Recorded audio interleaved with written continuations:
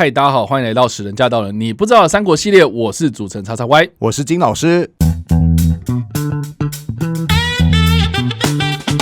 好的，欢迎回到我们节目。我们这一集要来聊聊的是《三国》这个电视剧的第26集。那继上一集我们聊到的是有关于关公千里走单骑，他成功过五关斩六将。那在这一集呢，就看到了他跟张飞重逢的情节哦。那当然啦，故事镜头切换到袁绍的部分呢，他的麾下有刘备嘛，那刘备就想尽办法想要脱离袁绍，赶快去找他的两个弟弟啊。那这段情节呢，在电视剧当中有很多的描写哦。故事说到这边，我就还蛮好奇一件事情。因为我以前常常听长辈说啊，刘备他就是一个爱哭鬼，甚至有人说啊，他取得天下是哭出来的。那针对这样的一个说法，我不知道金老师有什么样的看法呢？好，那这个很显然就是他是看《三国演义》长大的，是，因为刘备他就真的在《三国演义》当中哭过好多次啊。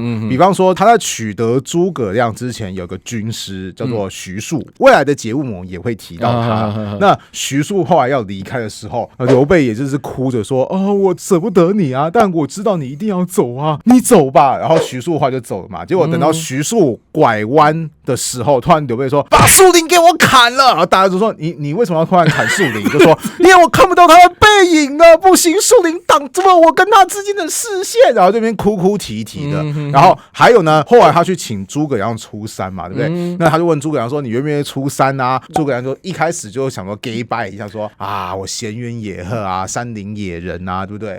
不要找我啊。”对。好，刘备说：“啊，不行啊，那个要匡扶汉室啊，我很可怜啊，天下人都更可怜啊。”好，又来哭了嘛，对不对？后来很多时候刘备也会哭哭啼啼的嘛，对不对？那在老版的电视剧《三国演义》当中，有把这些形象很好的给复刻出来，所以难怪很多人会觉得说啊，刘备的天下哭出来的，这就是《三国演义》给大家的印象。但实际上，真实历史的刘备完全不是这个形象。那说到这边，我就想到，我们其实做了那么多集节目，好像还没有一集是真正来聊刘备的。是。好，虽然说时间有点晚了，但必须给他补上，毕竟他是三国当中的重要人物嘛。那今天先概略的聊起刘备的成长经历。首先，刘备他的父亲早逝，那生活算是困苦啦，因为《三国志》有提到先主少孤，与母范吕织席为业。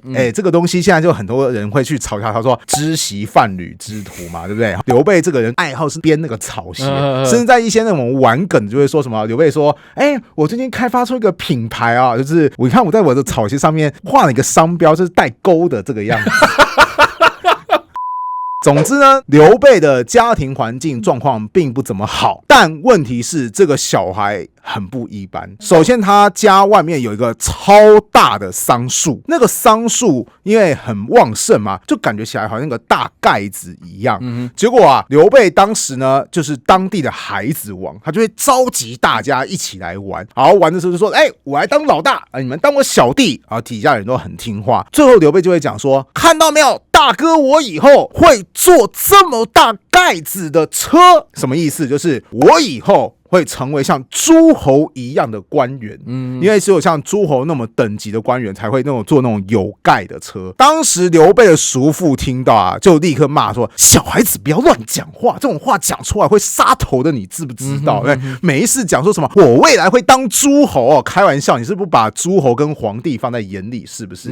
但是其实刘备的亲人们还是有些人会注意到说，这个小孩子也的确是不一般啊，所以会有资助他，让他去上学。所以后来刘备呢就拜入到当时著名读书人卢植的门下当学生。好了，我们现在要提刘备的青年时期啦。根据《三国志》的描述，青年时期的刘备是什么样子呢？答案就是先主不胜阅读书，喜狗马音乐美衣服。什么意思？这人不怎么爱读书的，喜欢那个狗啊，狗可以打猎啊，喜欢马啊，马可以奔驰啊，对不对？喜欢听音乐啊，衣服要穿的华丽一点的啊。所所以如果按照今天的形象，刘备他就是8+9，就是那种会开着那种改装车啦，然后把那个排气管改得很翘啊，还有那种音乐哈，就开车的时候还会播放那种很接电子音乐，穿的衣服也都非常的穿金戴银，对，没有错，这就是当时刘备的形象。OK， 好，光这些形象就已经很引人注目之外，《三国志》甚至有记载他的外貌。那我要先说一句话，《三国志》它很多时候就是惜字如金，不够特意的他就不会写。像很多人的长相，他就没什么在提。张飞就没有讲的嘛？对，张飞没讲，甚至连关羽都没有讲。是啊。那刘备有讲哦，来听听看。刘备身长7尺5寸，大概就是175公分左右，在当年算很高了，算高嘛？对。好，垂手下膝，什么意思？手自然放下的时候，那个手常会过膝盖。怎么听起来有点像长臂猿？对，所以我那个时候就在想说这就可以解释《三国演义》为什么要赋予他们不同的武器啊。关羽是什么？青龙偃月刀。张飞是什么？丈八蛇矛。就只有刘备的武器是什么？双股剑。对，雌雄双股剑。人家都是长兵器，为什么就你是剑呢？很简单，因为大哥我的手比你们都还要长。好，你们要用那个丈八蛇矛才能刺得到对方，大哥我就拿着长剑就算伸手了，我的一只手就有人家长枪一样的距离。OK， 对，这是《三国志》的记录哦，这不是《三国演义》的篡改哦。甚至后面那一句话更好笑，叫做“故自见其耳”，什么意思？就是说刘备的眼光如果往旁边扫的话，他可以看到自己的耳朵。那难怪很多电视剧都会提到说他是大耳贼。对，耳垂很大吧，或者说他整个耳朵很大。这样说起来很像是那个《射雕英雄传之东成西就》的欧阳锋。我是一只鸭子。你也看过什么时候人有那么大的耳朵？大概就像那么大吧，或是比他还要更大这个样子。这句话真的很惊人故自见其耳。外貌长得很特别，行径也很特别的刘备，其实非常低调。下面一句话叫做少语言，省话啦。对就是喜怒不形于色。你平常跟他交流的时候，你也不太晓得他是高兴还是生气。那意思就是说他也不常哭吗？没错，光凭这句话就已经打破《三国演义》对他的形象。刘备这个人，他其实情绪波折是很低的。OK， 好，再来，虽然喜怒不形于颜色，但有些时候可以表露出他的一些情感。什么时候呢？就是他结交豪侠朋友的时候，他对人实际是很海派的大家都是兄弟，获得很多人的支持。那我们从哪边可以看得出来刘备为人很海派呢？先稍微跳一下，就是后来刘备有机会去担任一些地方的官职的时候，那有一个他统治底下的民众叫做刘平，不喜欢刘备，他就觉得刘备这家伙是什么咖小啊，出身背景那么低。总之到最后这个刘平甚至想说，我干脆安排个刺客挂掉他算了。对，因为在古代甚至地方豪族的能力不比地方官还要低。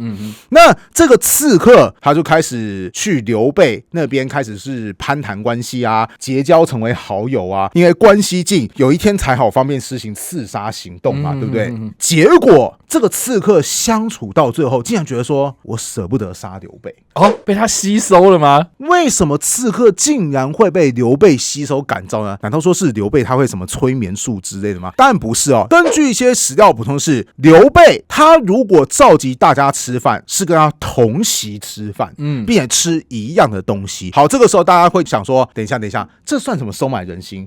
大家一起坐下来吃饭，吃一样的东西，这不就是野餐吗？对不对？在今天看来没有什么特别的啊。不对，因为以前大家其实是分开来吃饭。大家如果看一些古装剧，你坐你的位置，我坐我的位置，你的位置上面会摆桌子，上面会摆属于你的食物，而我的桌子也会摆属于我的食物。是。那怎么证明说你跟我不一样？如果我的等级比你高，我的食物可能就会比较好。比方说我会有鱼，你可能没有鱼，然后我会有水果，你可能没有这些东西。是透过这种分批做以及吃不同的食物，显示出人的高低贵贱。战国时代有这么一个故事，就是有个很喜欢招揽门客的贵族，有一天他底下的门客就觉得说啊，北宋啊，为什么北宋这个人大小眼，他自己吃那些好东西，说什么礼贤下士，结果我吃的东西怎么样，乱七八糟。结果这个贵族听到了，赶紧说，哎呀，壮士不要这个样子，你还看我跟你吃的东西是一样的，我真的是礼贤下士，我并没有要摆什么架子。结果这个门客一看说，哎呦，真的哎，他身为我的主人，雇我来的人，结果他吃的东西真的跟我一样的，我误会他。他说完就说对不起，我错了，就自杀。切腹的感觉吗？对，其实日本这种切腹耻感文化比较还原到春秋战国时代，就是那个时代的人尊严很高，就是我做了什么错事，好，我完成我的使命之后立刻自杀，这在以前古代是蛮常出现的。不过你刚刚说到所谓日本这件事情，因为我在看这出电视剧的时候，它还原了很多汉代时期的一些风土民情嘛，是包括大家在一个厅堂上面吃饭啊、开会啊，很多时候他们都是做榻榻米嘛，对，或是像你刚刚说的，这吃饭然后一个人一个小桌子，那其实很像是现在日本他们席地而坐这样子一个吃法。对，因为三国时代的时候，其实椅子这个东西在当时的汉人社会是不存在的。OK， 大家都是席地而坐这个样子，所以日本不是说啊，如果你要有礼貌，你要跪坐嘛，对不对？这其实是从中原文化来的，因为以前嘛，你看那个三国的电视剧，大家穿的衣服是不是都很宽宽松松？对啊。顺带一提，三国时代一般人是不怎么穿内裤的，所以下面很通风。对，所以因此，如果你跟我要见面的时候，那要有礼貌嘛，对不对？我们就要跪坐，因为这样子才可以把重要部位给遮住。要不然你盘腿坐的话，你就是露光光给大家看的嘛。甚至我告诉你，盘腿坐虽然说已经算是有点轻浮了，但有比它更轻浮的，就是啪开大腿直接坐。你的手放在你的膝盖上面这样子吗？没有，就是你这两腿这样直接岔开了，就这样。哎呀，今天真开心啊，这个样子。刘备就有一个部下叫做简雍，简雍就是每次跟刘备坐下来讲话的时候，他就直接啪开大腿坐。刘备也是不建议，显示简雍这个人很豪迈，而刘备容许这种豪迈，他也是不会跟你刻意端起架子来。所以为什么这个刺客后来慢慢被吸引，就是你不是官吗？官都是高高在上的，你也可以高高在上，但你对待所有人都非常的亲和。你认为这个人值得结交，你不惜抛弃你可以尊贵的身份，真心乐意的与人相处。所以到最后，刺客终于有一天就说：“不好意思，其实我是刺客，你要小心，以后别的刺客来，不要这个样子太亲近别人，以免你安全受到疑虑。”说完，这个刺客就走了。从这边我们也可以知道，刘备这个人其实平常如果你跟他不熟悉的话，你会觉得说：“哎呦，这个人有点难相处。”为什么？喜怒不形于色。可是你跟他结交一段时间，你会觉得说如沐春风。为什么？这个人没有人要跟你摆架子，要跟你搞距离，他是真心与认为值得交往的人相处。但是也有人见识到刘备非常险恶的一面。哪种人呢？事情我们就要说，后来刘备他当官嘛，他有加入一些战争，获得一些军功。结果有一次呢，中央派监察官人叫做都邮，过来检核大家的成绩。那刘备就想说，哎呀，糟糕啊，这个是打考绩的时候哈。那我要怎么样获得比较高的考绩呢？除了平时做事情要认真之外，该怎么办？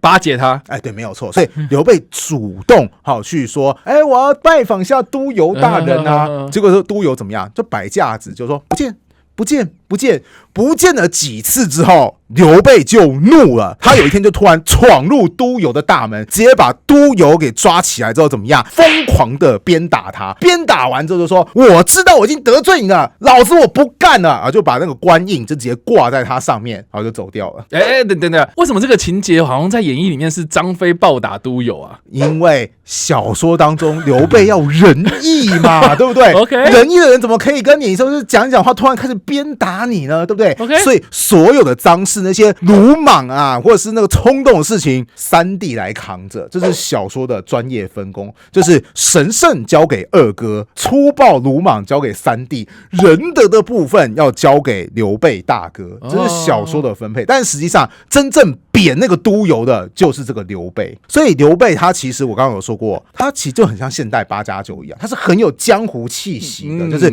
跟人相处不摆架子，但是如果你要跟他摆架子，他就给你好看。那时间慢慢的过去，刘备有一段时间呢，他就投靠了公孙瓒。为什么是投靠公孙瓒？因为公孙瓒也在卢植的门下当学生，他跟刘备是同学关系，所以刘备后来一段时间投靠公孙瓒之后呢，公孙瓒又跟袁绍发生冲突，所以刘备曾经率领过军队对抗过袁绍。那刘备也算是一个特别的案例，他其实兵马并不能算很多，但他很多时候喜欢多管闲事。比方说，我们以前可能讲过。孔融那个让梨的跟孔融是北海太守啊，对，他曾经被黄巾贼包围过，所以当时孔融是有寄信给附近几个带兵打仗的将领说，赶快过来救我。唯一一个出兵救的是谁？就是刘备。他本来人手也不怎么富裕，可是他愿意主动去解救孔融。当然他也后来获得回报，什么回报呢？刘备后来有机会可以继承徐州刺史这样的高官地位，内部有人挺他，就是我们之前讲过什么陈登啊、糜竺啊，外部有没有人挺呢？有，就是孔融说，我挺你，大概就是因为想说你以前危难时期帮过我，那现在就换我来还你人情了。所以可以看得出来，为什么刘备很多时候他总是会获得突如其来的好处。你想想看，你只是一个地方的小官或是一个小军队的领袖，为什么陶谦谁不让，就偏偏让给你刘备？因为你刘备主动愿意支援陶谦，甚至陶谦死掉之后，其他人也愿意让你这个觉得说，这个人是重感情的哦，这个人是有他的正义的行事作风哦，大家愿意支持他。问题是我们也都知道啊，后来刘备就丢掉徐州了嘛，对不对？是啊，先被吕布搞一顿，后来又被曹操暴打一顿，所以他后来别无他法，只能去投靠他其实有点担心的对象，这个人就是袁绍。为什么我会说刘备投靠袁绍他会有点担心？你有没有注意到一件事情？因为之前袁绍打过公孙瓒啊，然后刘备又是公孙瓒的同盟军嘛，是啊，所以他跟袁绍之间一定有兵戎相见的时候嘛，对不对？没错没错。不过这边就可以看得出来，刘备这个人他可以走遍天下，他不是只凭着我们来喝酒啦那种好交情哦，这是走不远哦。乱世之间你不可能只靠交情走遍天下。刘备这个人他也是蛮有谋略的，大概就是在他担任徐州刺史的期间，其实他有尝试跟袁绍修复关系。怎么修复关系呢？袁绍大儿子叫袁谭，袁谭逐渐长大，到了可以当官的年纪。问题是以前要当官你起码要获得像什么孝廉啊，或是茂才啊这方面的资格，你才可以当官。但你不可以自己说那我自己来当孝廉好了，就是我自我推荐当孝廉不行，要由别人来引荐。那你也不可以说这是我儿子，我引荐来他当孝廉，不行对，你也不可以是亲属之间推荐OK， 一定要是他人推荐。那后来袁谭有获得茂才这个当官的起始地位，谁推荐的？是刘备推荐。那刘备为什么可以推荐？因为他曾经担任过徐州刺史啊，是啊，他也是很大的地方官啊，所以他顺手推荐一个人没问题嘛。但是请注意他就透过这部分卖给袁绍一个人情，他有点像释放出一个讯号，就是说大哥啊，以前曾经对抗过，那是以前的事情现在我们时过境迁嘛没有隔夜的仇嘛，对，你看我都对你儿子这么好了，以后大家不要那么执着过往的恩怨。那事实上袁绍有没有执着呢？还真就没有执着，因为等到刘备被曹操很 K 一顿的时候，袁绍其实是有赶快派援军去救援刘备的。那援军的领袖是谁？就是袁谭。为什么谁不派袁谭？因为他跟他有关系啊。对呀，赶快去救你刘叔叔啊！为什么要救他？你之所以可以开始当官，是刘叔叔推荐的这个人情是人家做给你的你得还呐。是，所以我们可以看得到，刘备他其实除了会跟人家混交情之外，他其实脑袋也是有一些政治的盘算或是谋略。当然他后来就有一段时间投靠袁绍嘛，对不对？可是过一段时间，就如同电视剧演的一样，他开始渐渐觉得说，袁绍这个人啊，不可以跟他相处哦。为什么？因为袁绍这个人是有一点爱记仇的。你还记得我们以前讲过，能够挟天子以令诸侯的，其实最早的不一定是曹操，袁绍也有机会。是袁绍的手下居寿跟他说的嘛？或是田丰也有跟他说，居寿跟田丰都有建议过说，你赶快去抢天子啊哈！但袁绍不肯。那我有分析过说，袁绍为什么不肯呢？那是因为他当时挺的不是汉献帝啊。对，以前在讨董的时候曾经骂过汉献帝嘛，是想要另立皇帝嘛。那我这个时候如果把汉献帝给接过来，哎呦，以后大家是听汉献帝的还是听我的？所以你可以看得出来，袁绍他其实对于一些过往的一些人际关系，他其实是很 care 的。那你说袁绍现在暂时对刘备非常的器重，可是他会哪一天突然想起来说，不对哦，这个家伙以前曾经搞过我哦。那他后来之所以释放出那些友好信号，我也知道啊，那是为了要混江湖用的啊。我哪知道你对我是会不会不安好心眼啊？所以袁绍说不定哪天会跟刘备翻脸，这就是为什么刘备觉得说，哎呀，哪天袁绍跟我翻脸，我承受不起这个风险哈，所以我得走哈。但你也不可以直接昭告天下说，我跟袁绍闹翻啊，或者我对袁绍不信任，我想走啊，这样会让你走吗？对不对？所以该怎么办呢？此时刘备就想到说啊，有了，当时袁绍主要的对手是曹操，那他们主要作战的前线是在河南，特别是黄河交界这一带的地方。那其实在汝南这个地方，它已经是偏向曹操势力的南方地带了。有一批人也决定说，我们要反抗曹操，于是他们就宣布说我们要投靠袁绍。那袁绍会想说，太好啦，有这么一个敌后力量可以帮我分散曹操的专注力，那当然要好好重视。所以一开始他是派谁去跟这些敌后力量去接洽呢？就是刘备。OK， 所以刘备他以前曾经去过汝南一趟。那现在刘备大概后来有复职，有回到河北。那刘备想说，我要走的话，这样子好了，他就跟袁绍主动建议说，现在啊，你跟曹操已经进入到那个关键时刻了，很需要有人去分散曹操的专注力，也就是你要重用汝南这个敌后力量。那如果你不放心的话，我去帮你处理好了，我以前去过嘛，对，我熟，我可以。OK， 对，那袁绍说，好啊，你可以，你去啊，对不对？哈，刘备就趁这个机会，实质意义上的脱离了袁绍。刘备抵达汝南这个地方，的确，他还有继续用袁绍的名义纠集军队，并且不断的去骚扰曹操。可是他更进一步的动作是什么呢？汝南这个地方很接近荆州，那荆州的地方长官是谁？刘表。所以他其实在这个汝南就已经慢慢的跟刘表联系说，哎呀，我很仰慕你啊，如果未来有什么打算的话，可能我会去你那边一趟啊。是，这边我们就可以看到刘备这个人很有远见的地方，就是他不是只注重在当下。吕布为什么会失败？因为你会发现吕布好像是一个无头苍蝇一样，今天哪边有敌人过来，我就扁他一顿。那问题是下一步嘞，再下一步嘞，吕布他其实是没有在谋划这些事情的。刘备也很像无头苍蝇一样，就是你会觉得说他怎么一天到晚绕跑，对不对？